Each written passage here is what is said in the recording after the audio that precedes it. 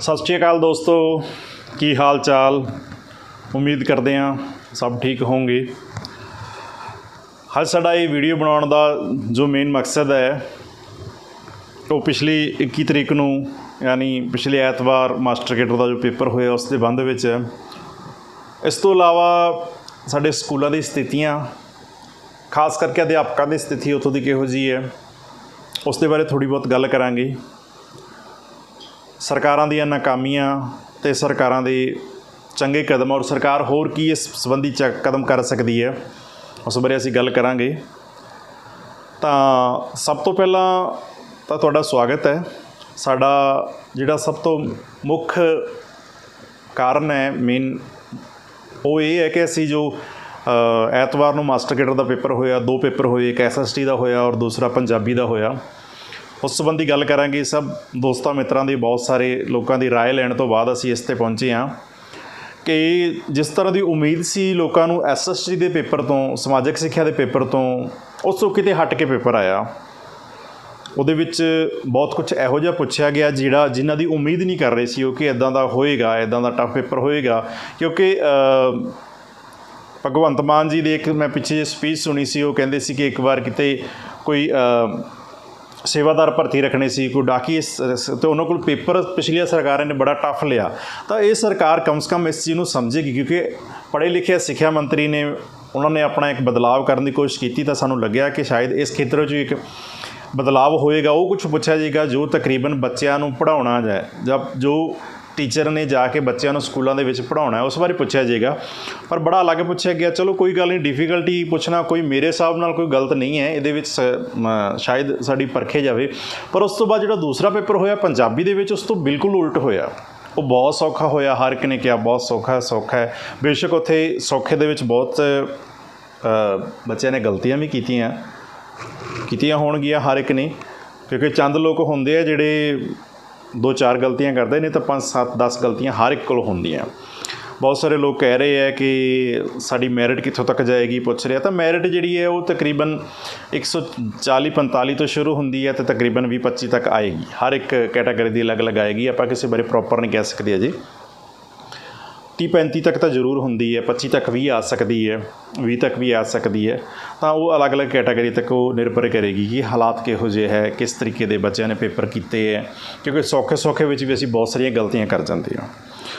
चलो सब तो पहला ये होया। दूसरा जिहड़ा साडी सरकार नूं बेनती असीं पिछले बड़े लंबे समय तो करते आए हैं, हुण भी कर रहे हैं, करते रहांगे, कि पिछलियां सरकारां ने जो गलतियां कीतियां ये सरकार भी शायद उही गलतियां कर रही है। सब तो पहला पेपर लैण दा जिहड़ा सेंटर का जिहड़ा मेन कारण सी कि देखो पंजाब बड़े वड्डे पद्धर ते फैलिया होया है। एक साइड तो तुसीं पठानकोट गुरदासपुर तो शुरू हो जाओ, अमृतसर तरन तारण का एरिया जिहड़ा बॉर्डर एरिया है, इस तो बाद फिरोजपुर, फाइलका, हबूर, गंगानगर तक साडा पंजाब फैलिया होया है। तो जे गंगानगर तो किसी ने चंडीगढ़ जाना हो तो तकरीबन 400-450 किलोमीटर का रस्ता है।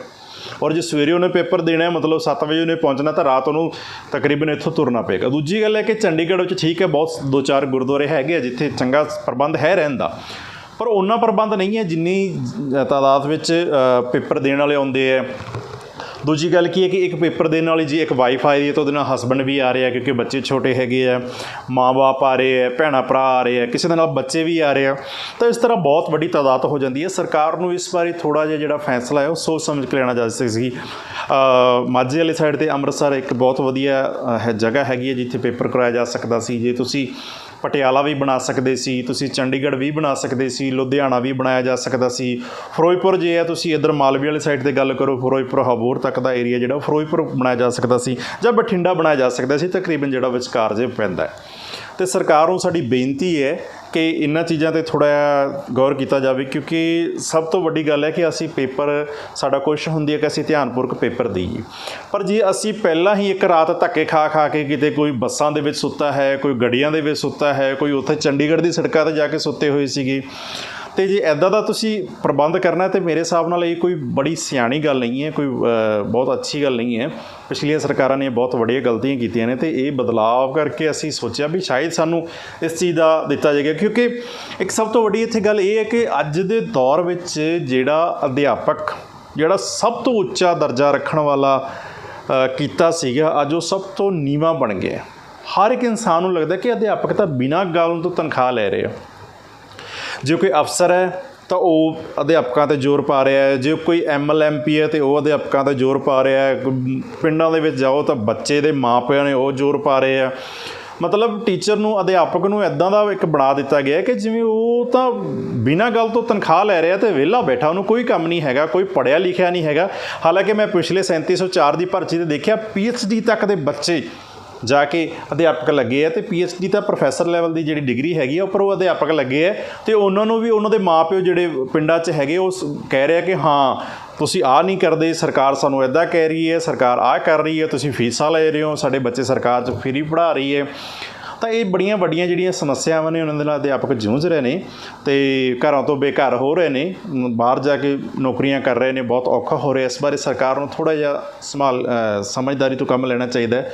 ਕੋਸ਼ਿਸ਼ ਕਰੋ ਕਿ ਸੈਂਟਰ ਇਹੋ ਜਿਹੇ ਬਣਾਓ ਜਾਂ ਤੁਸੀਂ ਇਹ ਵੀ ਹੋ ਸਕਦਾ ਸੀ ਕਿ ਇੱਕ ਪੇਪਰ ਪੰਜਾਬੀ ਦਾ ਲੈ ਲਿਆ ਜਾਂਦਾ ਜਾਂ SST ਦਾ ਲੈ ਲਿਆ ਜਾਂਦਾ, ਅਗਲੇ ਹਫ਼ਤੇ ਜਾਂ 1-2 ਹਫ਼ਤੇ ਛੱਡ ਕੇ, ਜਾਂ ਜਿਵੇਂ ਬਾਅਦ ਵੀ ਹੋ ਸਕਦਾ ਸੀਗਾ ਬਾਕੀ ਜਿਹੜੇ ਪੇਪਰ ਲੈ ਕੇ ਉਸ ਤੋਂ ਬਾਅਦ ਵੀ ਤੁਸੀਂ SST ਦਾ ਪੇਪਰ ਲਿਆ ਜਾ ਸਕਦਾ ਸੀ ਜਾਂ ਪੰਜਾਬੀ ਦਾ ਲਿਆ ਜਾ ਸਕਦਾ ਸੀਗਾ। ਇੱਕੋ ਦਿਨ ਦੋਵੇਂ ਪੇਪਰ ਰੱਖਣੇ ਬਹੁਤ ਹੌਚ-ਪੌਚ ਜਿਹਾ ਹੋ ਗਿਆ, ਹਰ ਇੱਕ ਦੇ ਲਈ ਬੜੀ ਮੁਸੀਬਤ ਬਣ ਗਈ, ਕਿਉਂਕਿ ਵਾਪਸ ਆਉਣਾ ਸਵੇਰੇ ਇੱਕ ਦਿਨ ਪਹਿਲਾਂ ਤੁਸੀਂ ਜਾਓ ਔਰ ਰਾਤ ਨੂੰ ਤਕਰੀਬਨ ਉੱਥੇ 5 ਵਜੇ ਪੇਪਰ ਖਤਮ ਹੋਇਆ ਤਾਂ ਮੈਂ ਦੇਖ ਰਿਹਾ ਸੀ ਤਕਰੀਬਨ 8 ਵਜੇ ਤੱਕ ਚੰਡੀਗੜ੍ਹ 'ਚ ਜਾਮ ਲੱਗਿਆ ਹੋਇਆ ਸੀ, ਰਾਤ 8 ਵਜੇ ਤੱਕ। ਹੁਣ ਜਿਹਨੇ ਹਾਬੋਰ ਫਾਜ਼ਿਲਕਾ ਜਾਣਾ, ਜਿਹਨੇ ਗੁਰਦਾਸਪੁਰ ਤੱਕ ਜਾਣਾ, ਜਿਹਨੇ ਇੱਧਰ ਮਾਨਸੇ ਵਾਲੀ ਸਾਈਡ ਤੱਕ ਜਾਣਾ ਹੈ, ਸਰਦੂਲਗੜ੍ਹ ਤੱਕ ਜਾਣਾ, ਅਤੇ ਉਹਨਾਂ ਵਾਸਤੇ ਇਹ ਬੜੀ ਵੱਡੀ ਸਮੱਸਿਆ ਸੀਗੀ। ਔਰ ਚੰਡੀਗੜ੍ਹ ਦੀ ਬੱਤੀਆਂ ਜਾਮ ਕਰ ਲੈਂਦੀਆਂ ਔਰ ਬਹੁਤ ਲੰਬਾ ਸਮਾਂ ਉੱਥੇ ਜਾਮ ਲੱਗਦਾ। ਔਰ ਦੂਜੀ ਗੱਲ, ਸਭ ਤੋਂ ਵੱਡੀ ਗੱਲ ਇਹ ਕੀ ਹੈ ਕਿ ਚੰਡੀਗੜ੍ਹ ਇੱਕ ਇਹੋ ਜਿਹਾ ਸ਼ਹਿਰ ਹੈ ਜਿਹਦੇ ਵਿੱਚ ਜੇ ਕੋਈ 2 ਸਾਲ ਤਾਂ ਬੰਦਾ ਰਿਹਾ ਤਾਂ ਕਮ ਸੇ ਕਮ ਉਹਨੂੰ ਚੰਡੀਗੜ੍ਹ ਬਾਰੇ ਸਾਰਾ ਪਤਾ ਹੋਵੇਗਾ। ਪਰ ਜਿਹੜੇ ਨਵੇਂ ਜਾਂਦੇ ਆ ਵਿਚਾਰੇ, ਜਿਹੜੇ ਪਿੰਡਾਂ ਵਾਲੇ ਲੋਕ ਨੇ, ਨਵੇਂ ਜਾਂਦੇ ਆ, ਚੰਡੀਗੜ੍ਹ ਨਹੀਂ ਗਏ ਹੋਏ, ਨਹੀਂ ਘੁੰਮੇ ਹੋਏ, ਉਹਨਾਂ ਵਾਸਤੇ ਬੜੀ ਵੱਡੀ ਸਮੱਸਿਆ ਹੈ। 28 ਸੈਕਟਰ ਇਸ ਉਹ ਸੋਚਦੇ ਸ਼ਾਇਦ ਇਹਦੇ ਨਾਲ ਹੀ 19 ਹੈਗਾ ਅਤੇ 19 ਦੇ ਨਾਲ ਹੀ ਅੱਗੇ 18 ਹੋਏਗਾ, 17 ਹੋਏਗਾ, 15 ਹੋਏਗਾ, ਪਰ ਵਿੱਚੋਂ ਛੱਡ ਕੇ 40-42 ਛੱਡ ਕੇ ਫਿਰ 15-14 ਇੱਧਰ ਆ ਰਿਹਾ। ਤਾਂ ਇਹ ਜਿਹੜੀ ਸੈਕਟਰ ਦੇ ਹੈਗੀ ਉਹ ਬੜੀ ਵੱਡੀ ਸਮੱਸਿਆ ਆਉਂਦੀ ਹੈ। ਔਰ ਉਸ ਤੋਂ ਇਲਾਵਾ ਤਾਂ ਜਿਹੜੇ ਉੱਥੋਂ ਦੇ ਆਟੋ ਵਾਲੇ ਹੈਗੇ ਔਰ ਕੈਬ ਵਾਲੇ ਹੈਗੇ ਉਹ ਲੁੱਟਣ 'ਤੇ ਲੱਗੇ ਹੁੰਦੇ ਹੈ, ਕਿਉਂਕਿ ਵਿਚਾਰੇ ਬੰਦੇ ਨੂੰ ਪਤਾ ਹੁੰਦਾ ਨਹੀਂ, ਇੱਕ ਮਸਾ ਟਾਈਮ 'ਤੇ ਪਹੁੰਚਿਆ ਹੁੰਦਾ, ਬਹੁਤ ਵੱਡੀ ਉਹਨੂੰ ਟੈਨਸ਼ਨ ਹੁੰਦੀ ਹੈ ਕਿ ਜਲਦੀ ਪਹੁੰਚਿਆ ਜਾਵੇ, ਅਤੇ ਉਹ ਜਿਹੜਾ ਲੁੱਟ ਹੁੰਦੀ ਹੈ ਉਸ ਤੋਂ ਬਚਾਇਆ ਜਾ ਸਕਦਾ ਹੈ ਆਮ ਜਨਤਾ ਨੂੰ, ਕਿਉਂਕਿ ਗਰੀਬ ਜਨਤਾ ਦਾ ਇੱਕ ਰੁਪਈਆ ਬੜਾ ਕੀਮਤੀ ਹੈ, ਬੜੇ ਉਹਨਾਂ ਨੇ ਮਿਹਨਤ ਨਾਲ ਇਹ ਕਮਾਏ ਹੋਏ ਆ। ਦੂਜੀ ਗੱਲ ਹੈ, ਪੇਪਰ ਦੇ ਵਿੱਚ ਬਹੁਤ ਸਾਰੀਆਂ ਗਲਤੀਆਂ ਸੀਗੀਆਂ। ਮੈਨੂੰ ਯਾਦ ਹੈ ਜਦੋਂ ਅਸੀਂ PhD ਕਰਦੇ ਸੀ ਤਾਂ ਜਦੋਂ ਅਸੀਂ ਆਪਣਾ ਪੇਪਰ ਜਾਂ ਕੁਛ ਵੀ ਆਪਣੇ ਗਾਈਡ ਨੂੰ ਤੱਕ ਪਹੁੰਚਾਉਣਾ ਅਤੇ ਘੱਟ ਤੋਂ ਘੱਟ 5-6 ਵਾਰੀ ਉਸ ਦੀ ਪ੍ਰੂਫ ਰੀਡਿੰਗ ਖੁਦ ਕਰਨੀ, ਆਪਣੇ 2-4 ਸੀਨੀਅਰ ਤੋਂ ਕਰਵਾਉਣੀ ਕਿ ਕਿਤੇ ਕੰਨੇ ਦੇ ਉੱਪਰ ਬਿੰਦੀ ਵੀ ਦੀ ਗਲਤੀ ਨਾ ਰਹਿ ਜਾਵੇ। ਅਤੇ ਜੇ ਸਰਕਾਰ ਪੇਪਰ ਲੈ ਰਹੀ ਹੈ ਔਰ ਐਡੀਆਂ ਵਧੀਆ ਗਲਤੀਆਂ ਹੋ ਰਹੀਆਂ ਨੇ, ਐਜੂਕੇਸ਼ਨ ਬੋਰਡ ਗਲਤੀਆਂ ਕਰ ਰਿਹਾ ਅਤੇ ਕੀ ਉਮੀਦ ਲਾਈ ਜਾ ਸਕਦੀ ਹੈ ਕਿ ਇੱਕ ਜਿਹੜੇ ਅਧਿਆਪਕ ਨੇ ਜਿਹੜੇ ਜਾ ਕੇ ਬੱਚਿਆਂ ਦਾ ਫਿਊਚਰ ਬਣਾਉਣਾ, ਉਹ ਕਿਸ ਤਰੀਕੇ ਦਾ ਤੁਸੀਂ ਉਹਨਾਂ ਨੂੰ ਬਾਰੇ ਕੀ ਸੋਚਦੇ ਹੋ ਕਿ ਐਵੇਂ ਹੀ ਬਸ ਤੁਸੀਂ ਪੇਪਰ ਬਣਾ ਤਾ, ਉਹਨਾਂ ਨੇ ਦੇ ਤਾ ਅਤੇ ਉਹ ਹੋ ਗਿਆ? ਨਹੀਂ, ਇਸ ਦੀ ਮੈਂ ਕਹਿੰਦਾ ਇੱਕ ਬੱਚਾ ਜਿਹੜਾ ਇੱਕ ਤਿਆਰੀ ਕਰ ਰਿਹਾ ਮਾਸਟਰ ਦੀ, ਉਹ 2 ਮਹੀਨੇ ਜਿਹੜਾ ਤਿਆਰੀ ਕਰ ਰਿਹਾ ਉਹ ਇਸ ਤੋਂ ਵਧੀਆ ਪੇਪਰ ਬਣਾ ਸਕਦਾ ਸੀਗਾ ਜਿਹੋ ਜਿਹਾ ਪੇਪਰ ਆਇਆ ਸੀਗਾ ਜਾਂ ਇਹੋ ਜਿਹੀ ਜਿਹਦੇ 'ਚ ਗਲਤੀਆਂ ਆਈਆਂ ਸੀਗੀਆਂ। ਤਾਂ ਇੱਕੋ ਹੀ ਵਿਧਾ ਦੇ ਨਾਲ ਤੁਸੀਂ ਪੁੱਛੇ ਜਾਣਾ ਕਿ ਕਿਹਨੂੰ ਕਦੋਂ ਅਵਾਰਡ ਮਿਲਿਆ, ਕਿਹਨੂੰ ਕਿੰਨੇ ਅਵਾਰਡ ਮਿਲੇ, ਕਿਹਨੂੰ ਇਹ ਮਿਲਿਆ, ਤਾਂ ਇਹ ਕੋਈ ਹਾਂ ਇੱਕ ਵਿਧਾ ਤੋਂ ਇੱਕ ਸਵਾਲ ਪੁੱਛਿਆ ਜਾ ਸਕਦਾ, ਠੀਕ ਹੈ, ਇਹ ਪੁੱਛੋ ਤੁਸੀਂ ਕਿ ਆਹ ਅਵਾਰਡ ਕਿਹਨੂੰ ਮਿਲਿਆ, ਠੀਕ ਹੈ। ਹੁਣ ਹਾਫਿਜ਼ ਬਰਖੁਦਾਰ ਦੇ 2 ਇੱਕੋ ਨਾਲ ਦੇ ਸਵਾਲ ਆ ਗਏ। ਤਾਂ ਇਹੋ ਜਿਹੇ ਸਵਾਲ ਜਿਹੜੇ ਆ ਮੈਨੂੰ ਨਹੀਂ ਲੱਗਦਾ ਕਿ ਉਹ ਕੋਈ ਬੜੀ ਸਮਝਦਾਰੀ ਵਾਲੇ ਇਨਸਾਨ ਨੇ ਪੇਪਰ ਬਣਾਇਆ ਹੈਗਾ, ਪਰ ਜਿਹਨੇ ਬਣਾਇਆ ਚਲੋ ਠੀਕ ਹੈ, ਆਪਾਂ ਇਸ ਬਾਰੇ ਕੋਈ ਕਹਿਣਾ ਨਹੀਂ ਚਾਹੀਦਾ, ਪਰ ਸਰਕਾਰ ਨੂੰ ਸੋਚਣਾ ਚਾਹੀਦਾ, ਕਮ ਸੇ ਕਮ ਜੋ ਸੀਨੀਅਰ ਅਧਿਆਪਕ ਨੇ ਉਹਨਾਂ ਕੋਲ ਤਾਂ ਜ਼ਰੂਰ ਰਾਏ ਲੈ ਲੈਣੀ ਚਾਹੀਦੀ ਹੈ, ਤਾਂ ਕਿ ਇਹ ਜਿਹੜੇ ਪੇਪਰ ਦੇ ਵਿੱਚ ਗਲਤੀਆਂ ਨੇ ਔਰ ਪੇਪਰ ਦਾ ਜਿਹੜਾ ਪੈਟਰਨ ਹੈ ਉਹ ਥੋੜ੍ਹਾ ਜਿਹਾ ਵਧੀਆ ਤਰੀਕੇ ਨਾਲ ਬਣਾਇਆ ਜਾ ਸਕੇ, ਇਹਦੇ ਵਿੱਚ ਇਹ ਹੋ ਸਕੇ। ਇੱਕੋ ਦਿਨ 2 ਪੇਪਰ ਲੈਣਾ ਇਹ ਵੀ ਬੜੀ ਵੱਡੀ ਔਖ ਸੀਗੀ।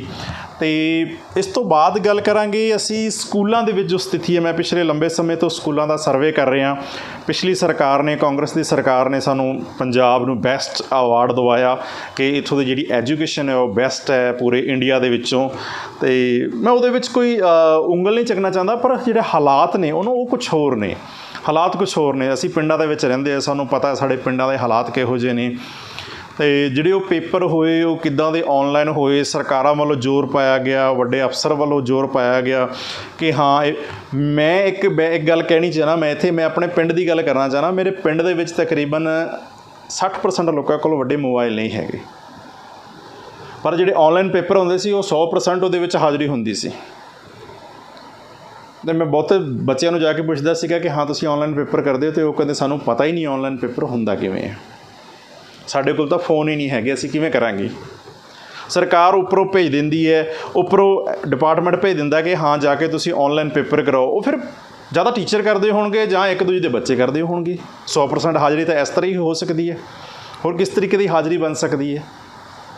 ਤਾਂ ਇਹੋ ਜਿਹੀਆਂ ਸਰਕਾਰ ਨੂੰ ਨੀਤੀਆਂ ਲਿਆਉਣੀਆਂ ਚਾਹੀਦੀਆਂ। ਮੇਰੇ ਹਿਸਾਬ ਨਾਲ ਸਰਕਾਰ ਆਈ ਨੂੰ ਬਹੁਤ ਟਾਈਮ ਹੋ ਗਿਆ। ਨੀਤੀਆਂ ਬਦਲੋ, ਖਾਸ ਕਰਕੇ ਸਭ ਤੋਂ ਪਹਿਲਾਂ ਐਜੂਕੇਸ਼ਨ ਦੇ ਮਾਮਲੇ 'ਚ ਨੀਤੀ ਬਦਲੋ, ਤਾਂ ਕਿ ਇੱਕ ਵਧੀਆ ਐਜੂਕੇਸ਼ਨ ਨੀਤੀ ਤਿਆਰ ਕੀਤੀ ਜਾ ਸਕੇ। ਜਦੋਂ ਸਾਡੇ CM ਸਾਹਿਬ ਭਗਵੰਤ ਮਾਨ ਜੀ ਨੇ ਸ਼ੁਰੂ ਤੋਂ ਕਿਹਾ ਸੀ, ਤਾਂ ਉਹਨੇ ਕਿਹਾ ਸੀ ਕਿ ਸਭ ਤੋਂ ਪਹਿਲਾਂ ਜਦੋਂ ਮੈਂ ਆਊਂਗਾ ਤਾਂ ਮੈਂ ਅਧਿਆਪਕਾਂ ਕੋਲ ਸਿਰਫ ਪੜ੍ਹਾਉਣ ਦਾ ਕੰਮ ਲੈ ਜਾਊਗਾ। ਇਹ ਉਹਨਾਂ ਨੇ ਬੜੀ ਵੱਡੀ ਗੱਲ ਚੱਕੀ ਸੀ, ਅਤੇ ਅੱਜ ਤੱਕ ਉਹ ਜਿਹੜਾ ਰੂਲ ਹੈ ਉਹ ਲਾਗੂ ਨਹੀਂ ਹੋ ਸਕਿਆ। ਠੀਕ ਹੈ, ਕਲਰਕਾਂ ਦੀ ਭਰਤੀ ਹਾਲੇ ਨਹੀਂ ਹੋਏਗੀ, ਹੋਣੀ ਚਾਹੀਦੀ ਹੈ, ਪਰ ਜਿਹੜੇ ਕਲਰਕ ਹੈਗੇ ਸਕੂਲਾਂ ਦੇ ਵਿੱਚ ਉਹਨਾਂ ਦਾ ਹਾਲ ਵੀ ਬਹੁਤ ਮਾੜਾ ਹੈ, ਕੋਈ ਐਡਾ ਚੰਗਾ ਨਹੀਂ ਹੈ। ਡਾਕ ਆਏਗੀ, ਉਹ ਸੰਬੰਧਿਤ ਕਲਾਸ ਟੀਚਰ ਉਸ ਨੂੰ ਕਰੇਗਾ। ਜੇ ਕੋਈ ਡਾਟਾ ਚੜ੍ਹਾਉਣਾ ਹੈ ਉਹ ਸੰਬੰਧਿਤ ਕਲਾਸ ਟੀਚਰ ਚੜ੍ਹਾਏਗਾ। ਜੇ ਪੇਪਰਾਂ ਦਾ ਰਿਜ਼ਲਟ ਬਣਾਉਣਾ ਉਹ ਸੰਬੰਧਿਤ ਕਲਾਸ ਟੀਚਰ ਬਣਾਏਗਾ। ਮਤਲਬ A ਤੋਂ ਲੈ ਕੇ Z ਤੱਕ ਇੱਕ ਕੰਪਿਊਟਰ ਵਾਲਾ ਕੰਮ ਜਾਂ ਇੱਕ ਕਲਰਕ ਵਾਲਾ ਕੰਮ ਜਿਹੜਾ ਉਹ ਆਮ ਟੀਚਰ ਕਰ ਰਹੇ ਆ, ਅਤੇ ਫਿਰ ਉਹ ਪੜ੍ਹਾਉਣਗੇ ਕਦੋਂ। ਦੂਜਾ ਇਹ ਵੀ ਕਿਹਾ ਜਾਂਦਾ ਵੀ ਡਾਕ ਜਿਹੜੀ ਆਈ ਹੈ ਤੁਸੀਂ ਪੜ੍ਹਾਉਣਾ ਛੱਡ ਦਿਓ, ਪਰ ਜਿਹੜੀ ਡਾਕ ਆਈ ਉਹਦਾ ਜਵਾਬ ਤੁਸੀਂ ਨਾਲ ਦੀ ਨਾਲ ਦਿਓ। ਅਤੇ ਜੇ ਹੁਣ ਇੱਕ ਪੀਰੀਅਡ ਲਾ ਰਿਹਾ, ਇੱਕ ਲੈਕਚਰ ਲੈ ਰਿਹਾ ਇੱਕ ਟੀਚਰ, ਔਰ ਉੱਥੋਂ ਹੀ ਡਾਕ ਆ ਗਈ ਅਤੇ ਉਹ ਵਿੱਚੇ ਛੱਡ ਕੇ ਉਹਦੇ 'ਚ ਜਾ ਰਿਹਾ, ਤਾਂ ਬੱਚਿਆਂ ਨੂੰ ਕਿਸ ਤਰੀਕੇ ਦਾ ਪੜ੍ਹਾਏਗਾ। ਇਸ ਤਰ੍ਹਾਂ ਦੀਆਂ ਬੜੀਆਂ ਵੱਡੀਆਂ ਸਮੱਸਿਆਵਾਂ ਨੇ ਜਿਨ੍ਹਾਂ ਨੂੰ ਸਰਕਾਰ ਨੂੰ ਸੋਚਣ ਦੀ ਲੋੜ ਹੈ। ਇੱਕ ਹੋਰ ਵੱਡੀ ਸਮੱਸਿਆ ਆਈ ਹੈ, ਮੈਂ ਪਿਛਲੇ ਦਿਨਾਂ ਵਿੱਚ ਸਕੂਲਾਂ ਦੇ ਵਿੱਚ ਗਿਆ ਤਾਂ ਮੈਂ ਜਦੋਂ ਦੇਖਿਆ ਤਾਂ ਕੀ ਹੋਇਆ ਕਿ ਇੱਕ ਮੈਨੂੰ ਮੈਮ ਮਿਲੇ, ਅਤੇ ਉਹ ਤਕਰੀਬਨ ਸ਼ਾਇਦ ਉਹਨਾਂ ਦਾ ਹਾਈ ਸਕੂਲ ਸੀਗਾ ਅਤੇ ਉੱਥੋਂ ਦੇ ਸੀਗੇ। ਉਹ ਨਵੇਂ ਉਹਨਾਂ ਦੀ ਭਰਤੀ ਹੋਈ ਸੀ। ਉਹ ਕਹਿੰਦੇ ਕਿ ਮੈਂ ਬਹੁਤ ਪਰੇਸ਼ਾਨ ਹਾਂ। ਮੈਂ ਕਿਹਾ ਕਿਉਂ, ਕੀ ਗੱਲ ਹੋ ਗਈ ਪਰੇਸ਼ਾਨੀ ਦੀ। ਉਹ ਕਹਿੰਦੇ ਕਿ ਜਦੋਂ ਸਾਡੇ ਨਾਲ ਹੀ ਇੱਕ 5ਵੀਂ ਦਾ ਸਕੂਲ ਹੈ, ਜਦੋਂ 5ਵੀਂ 'ਚ ਬੱਚੇ ਪਾਸ ਹੋਏ ਅਤੇ ਉਹ ਤਕਰੀਬਨ 40 ਤੋਂ 42 ਬੱਚੇ ਸੀਗੇ 5ਵੀਂ ਕਲਾਸ। ਅਸੀਂ 42 ਬੱਚਿਆਂ ਦਾ ਨਾਮ 6ਵੀਂ ਕਲਾਸ ਆਪਣੇ ਸਕੂਲ, ਵੱਡੇ ਸਕੂਲ 'ਚ ਦਰਜ ਕਰ ਲਿਆ। ਹੁਣ ਪਹਿਲਾਂ ਤਾਂ ਸ਼ੌਂਕ ਨਾਲ ਸਾਰੇ ਆ ਕੇ ਸਰਕਾਰੀ ਸਕੂਲ ਵਾਲੇ ਜਿਹੜੇ 5ਵੀਂ ਕਲਾਸ ਦੇ ਬੱਚੇ ਸੀਗੇ ਉਹ 6ਵੀਂ 'ਚ ਨਾਮ ਦਾਖਲ ਕਰਾ ਗਏ। ਪਰ ਹੋਇਆ ਕੀ, ਉਸ ਤੋਂ ਬਾਅਦ ਤਕਰੀਬਨ 10 ਬੱਚਿਆਂ ਨੇ ਕਿਸੇ ਹੋਰ ਸਕੂਲ 'ਚ ਜਾ ਕੇ ਦਾਖਲਾ ਲੈ ਲਿਆ, 8-9 ਬੱਚੇ ਨੇ ਪ੍ਰਾਈਵੇਟ ਸਕੂਲ ਜਾ ਕੇ ਦਾਖਲਾ ਲੈ ਲਿਆ, 5-6 ਬੱਚੇ ਜਿਹੇ ਸੀਗੇ ਜਿਹੜੇ ਸਕੂਲ ਛੱਡ ਗਏ, ਪੜ੍ਹਾਈ ਛੱਡ ਗਏ। ਕੋਈ ਨਾਨਕੇ ਚਲਾ ਗਿਆ, ਕੋਈ ਕਿੱਥੇ ਚਲਾ ਗਿਆ, ਕੋਈ ਸ਼ਹਿਰ ਛੱਡ ਕੇ ਚਲਾ ਗਿਆ। ਸਾਡੇ ਕੋਲ ਬੱਚੇ ਰਹਿ ਗਏ ਸਿਰਫ 18। 42 'ਚ ਸਾਡੇ ਸਿਰਫ 18 ਬੱਚੇ ਰਹਿ ਗਏ, ਜਿਹੜੇ 18 ਬੱਚੇ ਸਾਡੇ ਕੋਲ ਆ ਰਹੇ ਆ। 18 ਬੱਚੇ ਆ ਰਹੇ ਆ, ਅਸੀਂ ਤਕਰੀਬਨ 1.5 ਮਹੀਨਾ ਉਹਨਾਂ 42 ਬੱਚਿਆਂ ਦੀ ਹਾਜ਼ਰੀ ਲਗਾਈ, ਉਹਨਾਂ ਦੇ ਬਿਨੇ ਆਉਣ ਤੋਂ ਲਗਾਈ। ਫਿਰ ਜਦੋਂ ਉੱਪਰ ਗੱਲ ਕੀਤੀ ਕਿ ਹਾਂ 42 'ਚ ਸਾਡੇ ਕੋਲ 18 ਬੱਚੇ ਬਚੇ ਹੈ, ਤਾਂ ਉੱਪਰੋਂ ਸਾਨੂੰ ਹੁਕਮ ਆਇਆ ਕਿ ਤੁਸੀਂ ਕਿਸੇ ਦਾ ਨਾਮ ਨਹੀਂ ਕੱਟ ਸਕਦੇ, ਇਹਨਾਂ ਨੂੰ ਇੱਦਾਂ ਹੀ ਚਾਲੂ ਰੱਖੋ। ਕਹਿੰਦੀ ਹੁਣ ਕਿਸੇ ਬੱਚੇ ਦਾ ਮੇਰੇ ਕੋਲ ਸਿਰਫ ਨਾਮ ਅਤੇ ਫਾਦਰ ਨੇਮ ਤੋਂ ਬਿਨਾਂ ਹੋਰ ਕੋਈ ਡਾਟਾ ਨਹੀਂ ਹੈ। ਉਹ ਬੱਚੇ ਆਉਣਗੇ ਕਿ ਨਹੀਂ ਆਉਣਗੇ, ਉਹਨਾਂ ਨੇ ਕਿਤੇ ਹੋਰ ਐਡਮਿਸ਼ਨ ਲਈ ਹੈ ਕਿ ਨਹੀਂ ਲਈ ਹੈ, ਮੈਂ ਘਰ ਜਾ ਕੇ ਨਹੀਂ ਪਤਾ ਕਰ ਸਕਦਾ। ਟੀਚਰ ਘਰ ਜਾ ਕੇ ਕਿਵੇਂ ਪਤਾ ਕਰੇਗਾ। ਅੱਗੋਂ ਘਰ ਵਾਲੇ ਵਿਚਾਰੇ ਮਜ਼ਦੂਰ ਹੈਗੇ, ਉਹ ਤੁਸੀਂ ਜਦੋਂ ਸਕੂਲ ਟਾਈਮ ਘਰ ਜਾਓਗੇ ਉਹ ਘਰ ਹੀ ਨਹੀਂ ਹੁੰਦੇ ਗੇ। ਕੋਈ ਦਿਹਾੜੀ 'ਤੇ ਗਿਆ ਹੁੰਦਾ, ਕੋਈ ਦੁਕਾਨ 'ਤੇ ਗਿਆ ਹੁੰਦਾ, ਕੋਈ ਝੋਨਾ ਲਾਉਣ ਗਿਆ ਹੁੰਦਾ, ਕੋਈ ਕਿੱਥੇ ਗਿਆ ਹੁੰਦਾ। ਤਾਂ ਇਹ ਸਮੱਸਿਆਵਾਂ ਜਿਹੜੀਆਂ ਹੈਗੀਆਂ ਨੇ, ਸਰਕਾਰ ਨੂੰ ਖਾਸ ਕਰਕੇ ਡਿਪਾਰਟਮੈਂਟ ਨੂੰ, ਐਜੂਕੇਸ਼ਨ ਮਿਨਿਸਟਰ ਨੂੰ ਇਸ ਬਾਰੇ ਥੋੜ੍ਹੀ ਜਿਹੀ ਗਹਿਰਾਈ ਨਾਲ ਸੋਚਣ ਦੀ ਲੋੜ ਹੈ ਕਿ ਇਹਨਾਂ ਸਮੱਸਿਆ ਦਾ ਹੱਲ ਕੀ ਕੀਤਾ ਜਾਵੇ। ਜੇ ਕੋਈ ਕਾਗਜ਼ੀ ਕਾਰਵਾਈ ਹੈ ਤਾਂ ਉਹ ਸਭ ਤੋਂ ਪਹਿਲਾਂ ਕਲਰਕ ਦੀ ਜ਼ਿੰਮੇਵਾਰੀ ਬਣਦੀ ਹੈ ਕਿ ਕਲਰਕ ਉਸ ਨੂੰ ਕਰੇ। ਜੇ ਕਲਰਕ ਨਹੀਂ ਹੈਗਾ ਤਾਂ ਉੱਥੋਂ ਦੇ ਜਿਹੜੇ ਕੰਪਿਊਟਰ ਟੀਚਰ ਹੈਗਾ ਉਹ ਇਸ ਨੂੰ ਬੜੀ ਜ਼ਿੰਮੇਵਾਰੀ ਦੇ ਨਾਲ ਇਹਦਾ ਫਰਜ਼ ਨਿਭਾਵੇ। ਅਤੇ ਜਿਹੜੇ ਅਧਿਆਪਕ ਪੜ੍ਹਾਉਣ ਵਾਲੇ ਨੇ, ਚਾਹੇ ਉਹ ਕਿਸੇ ਵੀ ਸਬਜੈਕਟ ਦਾ ਹੈ, ਚਾਹੇ ਪੰਜਾਬੀ ਦਾ ਹੈ, ਹਿੰਦੀ ਦਾ, ਇੰਗਲਿਸ਼ ਦਾ, ਮੈਥ ਦਾ, ਸਾਇੰਸ ਦਾ, SST ਦਾ, ਕਿਸੇ ਵੀ ਸਬਜੈਕਟ ਦਾ, ਉਹ ਆਪਣੀ ਪੜ੍ਹਾਈ 'ਤੇ ਜ਼ੋਰ ਦੇਵੇ ਤਾਂ ਕਿ ਬੱਚਿਆਂ ਨੂੰ ਵੱਧ ਤੋਂ ਵੱਧ ਪੜ੍ਹਾਇਆ ਜਾ ਸਕੇ। ਤੀਜੇ ਮਹੀਨੇ ਬਾਅਦ ਪੇਪਰ ਆ ਜਾਂਦੇ ਆ, ਹਾਲੇ ਸਿਲੇਬਸ ਹੁੰਦਾ ਨਹੀਂ ਗਾ ਅਤੇ ਪੇਪਰ ਉੱਪਰੋਂ ਆ ਜਾਂਦੇ ਆ। ਫਿਰ ਬੱਚੇ ਪੇਪਰ 'ਚ ਕੀ ਕਰਨਗੇ। ਕਮ ਸੇ ਕਮ ਇੱਕ ਪੇਪਰ ਕਰਨ ਵਾਸਤੇ 3 ਨਹੀਂ ਤਾਂ 2 ਵਾਰ ਤਾਂ ਬੱਚਿਆਂ ਨੂੰ ਸਿਲੇਬਸ ਹੋਣਾ ਚਾਹੀਦਾ। 2 ਵਾਰ ਤਾਂ ਬੱਚਿਆਂ ਕੋਲ ਸਿਲੇਬਸ ਕੰਪਲੀਟ ਹੋਣਾ ਚਾਹੀਦਾ। ਜੇ ਤੁਸੀਂ ਤੀਜੇ ਮਹੀਨੇ ਜਾ ਕੇ ਪੇਪਰ ਦਿੰਦੇ ਹੋ ਜਾਂ 6 ਮਹੀਨੇ ਬਾਅਦ ਪੇਪਰ ਦਿੰਦੇ ਹੋ ਤਾਂ ਜਿਹੜਾ ਸਿਲੇਬਸ ਹੈ ਉਹ ਤਕਰੀਬਨ 2 ਵਾਰੀ ਬੱਚਿਆਂ ਨੇ ਕੀਤਾ ਹੋਣਾ ਚਾਹੀਦਾ ਹੈ, ਤਾਂ ਹੀ ਜਾ ਕੇ ਉਹ ਬੱਚੇ ਅੱਛਾ ਪੇਪਰ ਕਰ ਪਾਉਣਗੇ। ਪਰ ਜੇ ਹਾਲੇ ਸਿਲੇਬਸ ਹੀ ਨਹੀਂ ਹੋਇਆਗਾ ਔਰ ਤੁਸੀਂ ਦੱਸ ਦੋਗੇ ਵੀ ਹਾਂ ਇਹਦੇ ਵਿੱਚੋਂ ਅਸੀਂ ਪੇਪਰ ਲੈ ਰਹੇ ਹਾਂ, ਤਾਂ ਬੱਚੇ ਕਿੰਨਾ ਕੁ ਵਧੀਆ ਕਰਨਗੇ, ਕਿੰਨਾ ਕੁ ਵਧੀਆ ਰਿਜ਼ਲਟ ਦੇਣਗੇ, ਇਹ ਸਾਨੂੰ ਪਤਾ ਹੈ। ਇਸ ਕਰਕੇ ਮੇਰੀ ਪੰਜਾਬ ਦੇ ਮੁੱਖ ਮੰਤਰੀ ਸਰਦਾਰ ਭਗਵੰਤ ਸਿੰਘ ਜੀ ਮਾਨ ਨੂੰ, ਐਜੂਕੇਸ਼ਨ ਮਿਨਿਸਟਰ ਨੂੰ, ਸਾਡੇ ਸਿੱਖਿਆ ਮੰਤਰੀ ਜੀ ਨੂੰ ਅਤੇ ਸਾਡੇ ਡਿਪਾਰਟਮੈਂਟ ਨੂੰ ਇਹ ਬੇਨਤੀ ਹੈ ਕਿ ਇਸ 'ਤੇ ਥੋੜ੍ਹਾ ਜਿਹਾ ਵਿਚਾਰ ਕੀਤਾ ਜਾਵੇ। ਅਧਿਆਪਕਾਂ ਦਾ ਕੰਮ ਸਿਰਫ ਪੜ੍ਹਾਉਣਾ ਹੈ ਅਤੇ ਉਹਨਾਂ ਨੂੰ ਪੜ੍ਹਾਉਣ ਦਾ ਵੱਧ ਤੋਂ ਵੱਧ ਟਾਈਮ ਦਿੱਤਾ ਜਾਵੇ, ਤਾਂ ਕਿ ਜਿਹੜੀ ਐਜੂਕੇਸ਼ਨ ਦਾ ਅਸੀਂ ਕਹਿ ਰਹੇ ਹਾਂ ਕਿ ਅਸੀਂ ਦਿੱਲੀ ਮਾਡਲ ਲੈ ਕੇ ਆਉਣਾ, ਦਿੱਲੀ ਦੀ ਤਰ੍ਹਾਂ ਐਜੂਕੇਸ਼ਨ ਨੂੰ ਪੱਧਰ ਸੁਧਾਰ ਕਰਨਾ ਹੈ, ਉਹਦੇ ਲਈ ਸਭ ਤੋਂ ਵੱਡਾ ਪਹਿਲਾ ਕਦਮ ਇਹੀ ਹੈ ਕਿ ਜਿਹੜਾ ਪੜ੍ਹਾਉਣ ਵਾਲਾ ਅਧਿਆਪਕ ਹੈ ਉਸ ਨੂੰ ਸਿਰਫ ਪੜ੍ਹਾਉਣ ਨਹੀਂ ਦਿੱਤਾ ਜਾਵੇ, ਉਹ ਪੜ੍ਹਾਵੇ। ਕਾਗਜ਼ੀ ਕਾਰਵਾਈ ਹੈ, ਜਿਹੜੀ ਡਾਕ ਦੀ ਕਾਰਵਾਈ ਹੈ, ਜਿਹੜੀ ਦੂਜੀਆਂ ਕਾਰਵਾਈਆਂ ਨੇ ਉਹ ਕਲੈਰੀਕਲ ਸਟਾਫ ਨੂੰ ਦਿੱਤੀਆਂ ਜਾਣ ਜਾਂ ਕੰਪਿਊਟਰ ਸਟਾਫ ਨੂੰ ਦਿੱਤੀਆਂ ਜਾਣ, ਤਾਂ ਕਿ ਉਹ ਇਸ ਦੇ ਵਿੱਚ ਇਸ ਨੂੰ ਵਧੀਆ ਤਰੀਕੇ ਨਾਲ ਕਰ ਸਕਣ। ਔਨਲਾਈਨ ਕੋਸ਼ਿਸ਼ ਕਰ ਰਹੇ ਹਾਂ ਅਸੀਂ, ਹਰ ਇੱਕ ਡਾਟਾ ਨੂੰ ਔਨਲਾਈਨ ਕਰ ਰਹੇ ਹਾਂ। ਤਾਂ ਉਸ ਦੇ ਇਹ ਸਾਡੀ ਦੀਆਂ ਕੁਛ ਬੇਨਤੀਆਂ ਨੇ, ਕਿਉਂਕਿ ਸਕੂਲਾਂ ਦੇ ਵਿੱਚ ਜਾ ਕੇ ਜਦੋਂ ਹਾਲਾਤ ਦੇਖਦੇ ਹਾਂ ਤਾਂ ਕੁਛ ਹੋਰ ਨੇ। ਕਾਗਜ਼ਾਂ ਦੇ ਵਿੱਚ ਉੱਪਰੋਂ ਜੋ ਫਾਈਲਾਂ 'ਚ ਆ ਰਿਹਾ ਕਿ ਪੰਜਾਬ ਦੀ ਬੈਸਟ ਹੋ ਗਿਆ, ਇਹੋ ਜਿਹਾ ਕੁਛ ਨਹੀਂ ਹੈ। ਪੰਜਾਬ ਨੂੰ ਹਾਲੇ ਬਹੁਤ ਸੁਧਾਰ ਦੀ ਲੋੜ ਹੈ। ਉਮੀਦ ਸਾਨੂੰ ਸਰਕਾਰ ਤੋਂ ਇਹੀ ਹੈ ਕਿ ਸਰਕਾਰ ਇੱਕ ਬੜੇ ਵੱਡੇ ਪੱਧਰ 'ਤੇ ਜਿੱਤ ਕੇ ਆਈ ਹੈ, ਬੜੇ ਵੱਡਾ ਲੋਕਾਂ ਨੇ ਭਰੋਸਾ ਦਿਵਾਇਆ ਸਰਕਾਰ 'ਤੇ, ਉਹ ਸਰਕਾਰ ਇਸ ਲਈ ਬਹੁਤ ਵਧੀਆ ਕੰਮ ਕਰ ਰਹੀ ਹੈ। ਹੋਰ ਵੀ ਕਰਨ ਦੀ ਲੋੜ ਹੈ। ਅਤੇ ਕਮ ਸੇ ਕਮ ਜਿਸ ਤਰੀਕੇ ਦੇ ਤੁਸੀਂ ਸਲਾਹਕਾਰ ਰੱਖਦੇ ਹੋ, ਉਸੇ ਤਰ੍ਹਾਂ ਐਜੂਕੇਸ਼ਨ ਡਿਪਾਰਟਮੈਂਟ ਦੇ ਵਿੱਚ ਵੀ ਸਲਾਹਕਾਰ ਰੱਖੋ, ਜਿਹੜੇ ਸਰਕਾਰ ਨੂੰ ਸਲਾਹ ਦੇ ਸਕਣ ਕਿ ਆਹ ਕੰਮ ਇੱਦਾਂ ਨਹੀਂ ਅਤੇ ਇੱਦਾਂ ਕੀਤਾ ਜਾ ਸਕਦਾ ਹੈ। ਅਤੇ ਜਿਹੜੀ ਖਾਸ ਕਰਕੇ ਸਪੈਸ਼ਲ ਅਧਿਆਪਕਾਂ 'ਤੇ ਤਲਵਾਰ ਲਟਕਦੀ ਹੈ ਕਿ ਹਾਂ ਤੁਸੀਂ ਰਿਜ਼ਲਟ ਵੀ ਅੱਛਾ ਦਿਓ, ਤੁਸੀਂ ਡਾਕ ਵੀ ਪੂਰੀ ਕਰੋ, ਤੁਸੀਂ ਆਹ ਵੀ ਕੰਮ ਕਰੋ, ਤੁਸੀਂ ਹਾਜ਼ਰੀਆਂ ਵੀ ਪੂਰੀਆਂ ਕਰੋ, ਤੁਸੀਂ ਇੱਦਾਂ ਵੀ ਪੂਰਾ ਕਰੋ, ਅਤੇ ਉਹਦੇ ਨਾਲ ਮੈਨੂੰ ਨਹੀਂ ਲੱਗਦਾ ਕਿ ਸਿੱਖਿਆ ਦੇ ਵਿੱਚ ਬਹੁਤਾ ਸੁਧਾਰ ਹੋ ਸਕਦਾ। ਉੱਥੇ ਮੈਂ ਇੱਕ ਗੱਲ ਇਹ ਕਹਿਣਾ ਚਾਹੁੰਦਾ ਕਿ ਮੈਂ ਕਿਸੇ ਅਧਿਆਪਕ 'ਤੇ ਉਂਗਲ ਨਹੀਂ ਚੁੱਕ ਰਿਹਾ, ਕਿਉਂਕਿ ਜਿਹੜੇ ਅਧਿਆਪਕ ਆ ਰਹੇ ਆ ਜਾਂ ਪਹਿਲਾਂ ਵੀ ਜਿਹੜੇ ਲੱਗੇ ਆ ਉਹ ਬੜੀ ਉੱਚੀ ਪੱਧਰ ਦੀ ਐਜੂਕੇਸ਼ਨ ਲੈ ਕੇ ਆਏ ਆ। ਤਕਰੀਬਨ ਉਹਨਾਂ ਕੋਲ 15-15 ਸਾਲ ਦਾ 10-10 ਸਾਲ ਦਾ ਤਜਰਬਾ ਹੈ। ਉਹ ਕੋਈ ਟੈਟ ਕਲੀਅਰ ਕਰਕੇ ਆਇਆ, ਕੋਈ ਨੈਟ ਕਲੀਅਰ ਕਰਕੇ ਆਇਆ, ਫਿਰ ਉਸ ਤੋਂ ਬਾਅਦ ਜਿਹੜਾ ਇੱਕ ਸਬਜੈਕਟ ਟੈਸਟ ਹੈਗਾ ਉਹਦੇ ਵਿੱਚ ਉਹ ਟੌਪ ਕਰਕੇ ਆਏ ਹੈ। ਉਹ ਕੋਈ ਇੱਦਾਂ ਨਹੀਂ ਆਏਗੀ ਉਹ ਬੜੇ ਵੱਡੀਆਂ ਮਾਸਟਰ ਡਿਗਰੀਆਂ ਕਰਕੇ ਆਏ ਆ। ਉਹ ਬਹੁਤ ਵਧੀਆ ਪੜ੍ਹਾ ਰਹੇ ਆ, ਬਹੁਤ ਵਧੀਆ ਪੜ੍ਹਾ ਸਕਦੇ ਆ, ਪਰ ਇਸ ਤੋਂ ਹੋਰ ਵੀ ਬੈਸਟ ਪੜ੍ਹਾ ਸਕਦੇ ਆ ਜੀ ਉਹਨਾਂ ਨੂੰ ਸਿਰਫ ਪੜ੍ਹਾਈ ਦਾ ਹੀ ਮੌਕਾ ਦਿੱਤਾ ਜਾਵੇ, ਉਹਨਾਂ ਨੂੰ ਬੱਚਿਆਂ ਦਾ ਉੱਤੇ ਜ਼ਿਆਦਾ ਜ਼ੋਰ ਲਾਉਣ ਦਾ ਮੌਕਾ ਦਿੱਤਾ ਜਾਵੇ। ਜੇ 40 ਮਿੰਟ ਦਾ ਪੀਰੀਅਡ ਹੈ ਤਾਂ ਕਮ ਸੇ ਕਮ ਉਹ 38, 37, 36 ਮਿੰਟ ਤਾਂ ਜ਼ਰੂਰ ਉਹ ਕਲਾਸ ਨੂੰ ਪੜ੍ਹਾਵੇ। 40 ਮਿੰਟ ਦਾ ਪੀਰੀਅਡ ਹੋਵੇ ਅਤੇ 10 ਮਿੰਟ ਤਾਂ ਉਹਦੇ ਪਹਿਲਾਂ 15 ਮਿੰਟ ਤਾਂ ਉਹਦੇ ਜੇ ਡਾਕ ਆ ਗਈ ਅਤੇ ਉਹਨੂੰ ਸੁਧਾਰਨ ਵਿੱਚ ਲੱਗ ਜਾਂਦੇ ਆ, ਉਸ ਦਾ ਜਵਾਬ ਦੇਣ 'ਚ ਲੱਗ ਜਾਂਦੇ, ਅਤੇ ਫਿਰ ਉਸ ਤੋਂ ਬਾਅਦ 10 ਮਿੰਟ ਉਹ ਸੋਚਣ 'ਚ ਲੱਗ ਜਾਂਦਾ ਵੀ ਯਾਰ ਜਿਹੜਾ ਮੈਂ ਜਵਾਬ ਦਿੱਤਾ ਉਹ ਸਹੀ ਹੈ ਕਿ ਪਤਾ ਨਹੀਂ ਕੀ ਹੈ। ਅਤੇ ਇਸ ਲਈ ਸਰਕਾਰ ਨੂੰ ਥੋੜ੍ਹਾ ਜਿਹਾ ਧਿਆਨ ਦੇਣ ਦੀ ਲੋੜ ਹੈ। ਇਸ ਸੰਬੰਧੀ ਉਹਨਾਂ ਨੂੰ ਆਪਣੇ ਕਦਮ ਚੁੱਕਣ ਦੀ ਲੋੜ ਹੈ। ਮੇਰੀ ਸਰਕਾਰ ਨੂੰ ਬੇਨਤੀ ਹੈ ਕਿ ਕਮ ਸੇ ਕਮ ਜਿਹੜੇ ਪੇਪਰ ਨੇ ਉਹ ਤਕਰੀਬਨ ਪੰਜਾਬ ਦੇ ਇਸ ਹਾਲਾਤ ਵਿੱਚ ਲਏ ਜਾਣ ਤਾਂ ਕਿ ਕਿਸੇ ਨੂੰ ਕੋਈ ਸਮੱਸਿਆ ਨਾ ਹੋਵੇ, ਕਿਉਂਕਿ ਗਰੀਬ ਲੋਕ ਵੀ ਬਹੁਤ ਆਉਂਦੇ ਆ, ਪਿੰਡਾਂ 'ਚੋਂ ਉੱਠ ਕੇ ਆਉਂਦੇ ਆ, ਜਿਹੜੇ ਨਹੀਂ ਇੱਥੋਂ ਤੱਕ ਪਹੁੰਚ ਸਕਦੇ ਗੇ। 2-2 ਹਜ਼ਾਰ ਰੁਪਏ ਕਿਰਾਇਆ ਭਰ ਕੇ ਚੰਡੀਗੜ੍ਹ ਨਹੀਂ ਪਹੁੰਚਿਆ ਜਾ ਸਕਦਾ ਗਾ, ਉੱਥੇ ਰਾਤ ਨੂੰ ਰਹਿਣ ਦੀ ਬੜੀ ਸਮੱਸਿਆ ਹੁੰਦੀ ਹੈ। ਪੇਪਰਾਂ ਦੇ ਵਿੱਚ ਜਿਹੜੀ ਗਲਤੀਆਂ ਨੇ ਉਹਦੇ 'ਤੇ ਵੀ ਸੁਧਾਰ ਕਰਨ ਦੀ ਲੋੜ ਹੈ, ਅਤੇ ਹੋਰ ਬਹੁਤ ਸਾਰੀਆਂ ਜਿਹੜੀਆਂ ਸਮੱਸਿਆਵਾਂ ਨੇ ਜਿੱਥੇ ਸਰਕਾਰ ਨੂੰ ਥੋੜ੍ਹਾ ਜਿਹਾ ਸਖਤੀ ਨਾਲ ਫੈਸਲੇ ਲੈਣ ਦੀ ਲੋੜ ਹੈ, ਅਤੇ ਜਿੱਥੇ ਮਤਲਬ ਇਹ ਸਮੱਸਿਆਵਾਂ ਨਾ ਅੱਗੇ ਤੋਂ ਆ ਸਕਣ, ਕਿਉਂਕਿ ਹਰ ਇੱਕ ਤਰ੍ਹਾਂ ਦੀ ਸਮੱਸਿਆ ਹੈਗੀ। ਮੈਂ ਉੱਥੇ ਇਹ ਵੀ ਦੇਖ ਰਿਹਾ ਸੀਗਾ ਕਿ 19 ਸੈਕਟਰ 'ਚ ਇੱਕ ਮਾਂ ਆਈ ਸੀ ਆਪਣੀ ਬੇਟੀ ਦੇ ਨਾਲ, ਅਤੇ ਉਹ ਮਾਂ ਵੀ ਵਿਚਾਰੀ ਇੰਨੀ ਬਜ਼ੁਰਗ ਸੀਗੀ ਕਿ ਤਕਰੀਬਨ ਮੇਰੇ ਹਿਸਾਬ ਨਾਲ ਉਹ 70-72 ਸਾਲ ਦੇ ਸੀਗੇ, ਔਰ ਉਹਨਾਂ ਕੋਲ ਤੁਰਿਆ ਨਹੀਂ ਜਾ ਰਿਹਾ ਸੀਗੇ, ਅਤੇ ਉਹ ਰੋਡ ਕ੍ਰੋਸ ਕਰਨ 'ਚ ਉਹਨਾਂ ਨੂੰ ਸਮੱਸਿਆ ਆ ਰਹੀ ਸੀਗੀ। 2-2 ਮਹੀਨਿਆਂ ਦੇ ਬੱਚੇ ਚੱਕੇ ਹੋਏ ਸੀਗੇ, ਕਿਸੇ ਨੇ 4 ਮਹੀਨੇ ਦਾ ਚੱਕਿਆ ਹੋਇਆ ਸੀ, ਕਿਸੇ ਦੇ 6 ਮਹੀਨੇ ਦਾ ਚੱਕਿਆ ਹੋਇਆ ਸੀਗਾ। ਅਤੇ ਉਹ ਹੁਣ ਜਿਹੜਾ ਇੱਕ ਬੰਦਾ ਇੰਨੀ ਦੂਰ ਤੋਂ ਚੱਲ ਕੇ ਆਉਂਦਾ, ਬੱਚੇ ਨਾਲ ਲੈ ਕੇ ਆਉਂਦਾ, ਉਹ ਇੱਦਾਂ ਤਾਂ ਆਏਗਾ ਨਹੀਂ, ਉਸਨੂੰ ਗੱਡੀ ਕਰਨੀ ਪਏਗੀ। ਅਤੇ ਫਿਰ ਗੱਡੀਆਂ ਦਾ ਜਿਹੜਾ ਕਾਫਲਾ ਸੀਗਾ, ਮੈਂ ਪਟਿਆਲੇ ਤੋਂ ਵਾਪਸ ਆ ਰਿਹਾ ਸੀ ਤਾਂ ਮੈਂ ਦੇਖਿਆ ਕਿ ਗੱਡੀਆਂ ਦੇ ਜਾਮ ਲੱਗੇ ਹੋਏ ਸੀ, ਚੰਡੀਗੜ੍ਹ ਤੋਂ ਲੈ ਕੇ ਪਟਿਆਲੇ ਤੱਕ ਦੇ ਜਾਮ ਲੱਗੇ ਹੋਏ ਸੀਗੇ। ਅਤੇ ਰਾਤ ਤਕਰੀਬਨ ਕੋਈ 2 ਵਜੇ ਘਰ ਪਹੁੰਚ ਰਿਹਾ, ਕੋਈ 3 ਵਜੇ ਘਰ ਪਹੁੰਚ ਰਿਹਾ। 3 ਐਕਸੀਡੈਂਟ ਹੋ ਗਏ ਹੈ ਉਸ ਦਿਨ ਇੱਥੇ ਪਟਿਆਲਾ ਰੋਡ 'ਤੇ। ਅਤੇ ਇਸੇ ਤਰੀਕੇ ਦੇ ਨਾਲ ਜਿਹੜੇ ਨੇ ਬਹੁਤ ਸਾਰੀਆਂ ਸਮੱਸਿਆਵਾਂ ਤੋਂ ਜਿਹੜਾ ਹੁੰਦਾ, ਤਾਂ ਸਰਕਾਰ ਨੂੰ ਚਾਹੀਦਾ ਹੈ ਕਿ ਇਹ ਲੋਕਾਂ ਦੀ ਚੁਣੀ ਹੋਈ ਸਰਕਾਰ ਹੈ ਅਤੇ ਲੋਕਾਂ ਦੇ ਫਾਇਦੇ ਲਈ ਹੈ, ਤਾਂ ਲੋਕਾਂ ਦੇ ਫਾਇਦੇ ਉਸ ਨੂੰ ਥੋੜ੍ਹੇ ਜਿਹੇ ਹੋਰ ਗਹਿਰਾਈ ਨਾਲ ਸੋਚਣ ਦੀ ਲੋੜ ਹੈ। ਇਹ ਉਮੀਦ ਕਰਦੇ ਹਾਂ ਇਸ ਮੇਰੀ ਗੱਲਬਾਤ ਸਭ ਨੂੰ ਜ਼ਰੂਰ ਅੱਛੀ ਲੱਗੀ ਹੋਏਗੀ। ਜੇ ਕੋਈ ਹੋਰ ਕਿਸੇ ਤਰ੍ਹਾਂ ਦਾ ਕੋਈ ਸਵਾਲ, ਕੋਈ ਗੱਲ ਮੇਰੇ ਕੋਲ ਰਹਿ ਗਈ ਹੋਵੇ ਜਾਂ ਗਲਤ ਹੋ ਗਈ ਹੋਵੇ ਤਾਂ ਉਸ ਬਾਰੇ ਮੈਨੂੰ ਜ਼ਰੂਰ ਆਪਣੇ ਵਿਚਾਰ ਦਿਓ।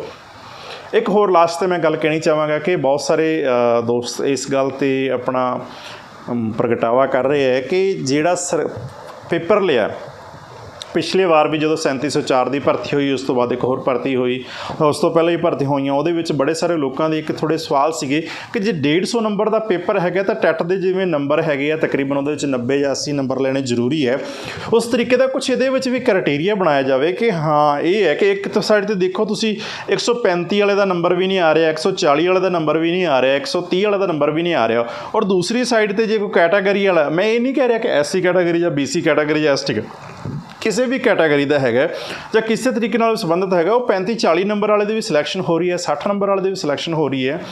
ਤੇ ਸਰਕਾਰ ਨੂੰ ਇੱਕ ਬਣਾਉਣਾ ਚਾਹੀਦਾ ਕਿ ਹਾਂ ਇੱਕ ਸਾਈਡ 'ਤੇ ਤਾਂ 145 ਵਾਲਾ ਟੀਚਰ ਹੈਗਾ ਔਰ ਇੱਕ ਸਾਈਡ 'ਤੇ ਇਕੱਲਾ 65 ਵਾਲਾ ਟੀਚਰ ਹੈਗਾ ਜਾਂ 60 ਵਾਲਾ ਟੀਚਰ ਹੈਗਾ। ਅਤੇ ਇਸ ਦੇ ਸੰਬੰਧੀ ਵੀ ਸਰਕਾਰ ਨੂੰ ਕੁਛ ਥੋੜ੍ਹਾ ਜਿਹਾ ਸੋਚਣ ਦੀ ਲੋੜ ਹੈ ਕਿ ਹਾਂ ਇੱਕ ਕ੍ਰਾਈਟੀਰੀਆ ਬਣਾਇਆ ਜਾਵੇ ਕਿ ਜੇ ਐਸੀ ਕੈਟਾਗਰੀ ਵਾਲੇ ਹੈਗੇ ਉਹ ਜਿਵੇਂ 80 ਨੰਬਰ ਉਹਨਾਂ ਨੂੰ ਲੈਣੇ ਜ਼ਰੂਰੀ ਹੈ, ਔਰ ਜੇ ਕੋਈ ਜਰਨਲ ਵਾਲਾ ਤਾਂ ਉਸਨੂੰ 90 ਕਿਉਂਕਿ ਇਹ ਸਾਡੇ ਸੰਵਿਧਾਨ ਜੋ ਸਾਡਾ ਬਣਿਆ ਹੋਇਆ ਕਾਨੂੰਨ ਹੈ ਕਿ ਇੱਦਾਂ ਦਾ ਹੈ, ਕੈਟਾਗਰੀ ਦੇ ਲਈ ਇੰਨੇ ਹੋਣੇ ਚਾਹੀਦੇ ਹੈ ਜਾਂ ਜਰਨਲ ਦੇ ਲਈ ਇੰਨੇ ਹੋਣੇ ਚਾਹੀਦੇ। ਉਸ ਦੇ ਸੰਬੰਧ ਵਿੱਚ ਇਹਨਾਂ ਪੇਪਰਾਂ ਦੇ ਵਿੱਚ ਵੀ ਕੁਛ ਹੋਣਾ ਜ਼ਰੂਰੀ ਹੈ।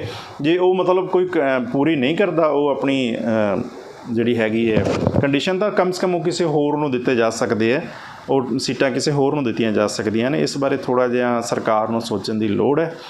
ਉਮੀਦ ਕਰਦੇ ਹਾਂ ਤੁਹਾਨੂੰ ਇਹ ਵੀਡੀਓ ਪਸੰਦ ਹੋਏਗਾ। ਸਭ ਦੇ ਲਈ ਬਹੁਤ ਬਹੁਤ ਸ਼ੁਕਰੀਆ।